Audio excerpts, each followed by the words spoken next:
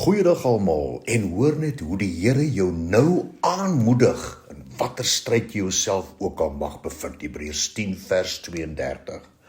Onthou jy nog toe jy kind van God geword het, hoe baie dinge jy moes deurstaan, maar niks kon jou wegkry van jou vertroue in my nie.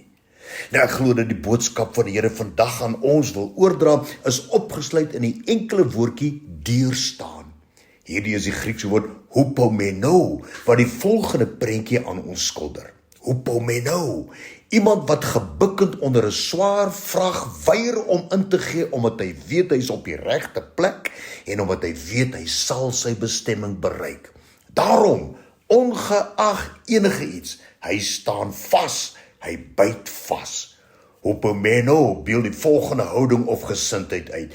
Ek gee nie om hoe groot die probleme is of hoe swaar die las wat op my druk is nie. Ek sal nie opgee of een duim terugstaan nie.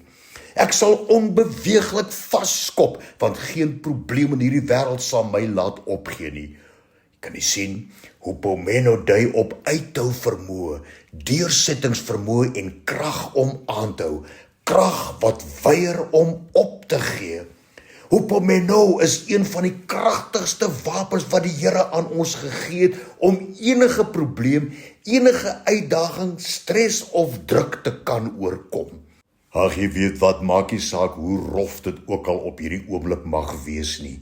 Die Here moedig jou aan en hy sê, hupomeno my kind, skop vas, byt vas, neem jou stand, jy kan oorwin, jy sal hierdeur kom. Moet net nie moedeloos terugduins nie. Hupomeno my kind, byt vas. Dankie Here, dankie vir hierdie aanmoediging, hierdie bemoediging. En ons weet U is met ons, U is saam met ons. Daarom hoef ons niks te vrees nie. Dankie daarvoor, amen.